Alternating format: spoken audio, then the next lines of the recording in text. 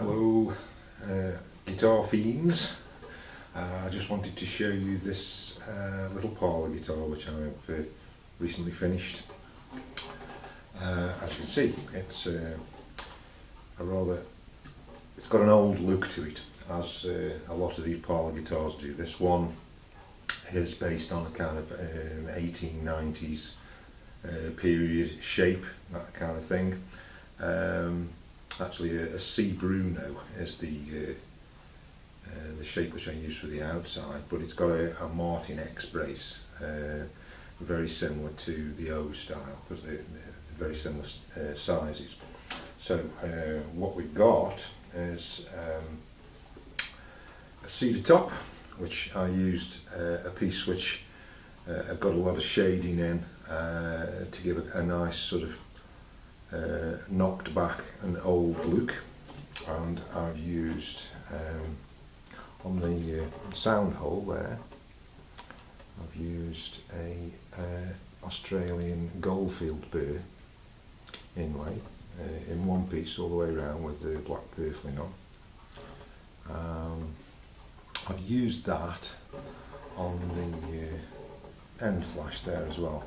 These sides and the back are made of American walnut, the Oregon walnut, and when you see the back, you can see that it's a very highly figured and flamed piece of wood which I've used. I'll try and get the effect for you there. That's it.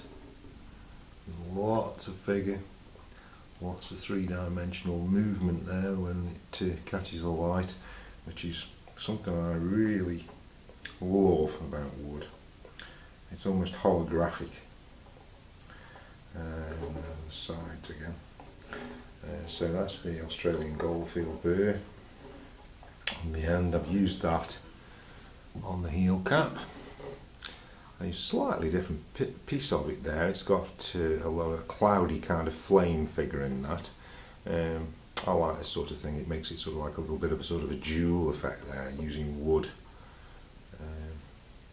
to get a real sort of sparkle out of it. Same on the headstock, on the truss rod cover. We've got an ebony headstock overlay, and I've used a sort of Art Deco style inlay there, a gold mother of pearl which I've put in to the ebony, just to, again, it's sort of more a period thing. I've got ebony fretboard on this one with mother of pearl dots, and the bridge I've used South American santos rosewood.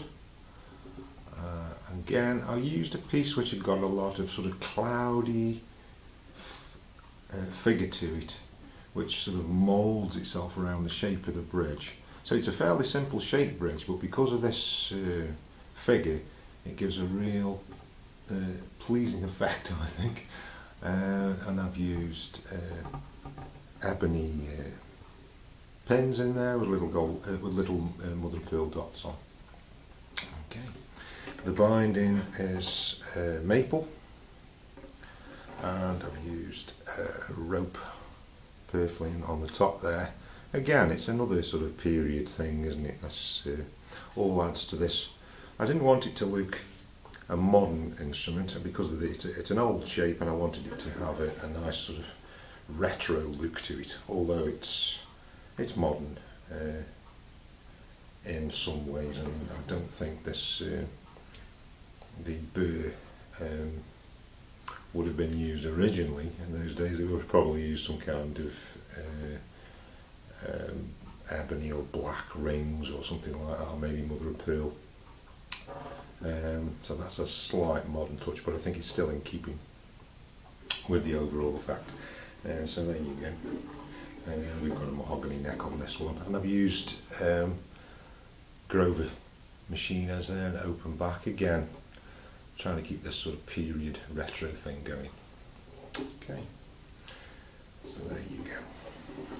What I was planning on doing, if you wanted to hear the sound of this one, I was going to stick another little video on, tag it on and play one or two things on it, but I'm very pleased with it, and it's turned out beautifully. It's got a lovely big sound for such a small guitar. And of course it's a period guitar and it's dead on for playing the blues.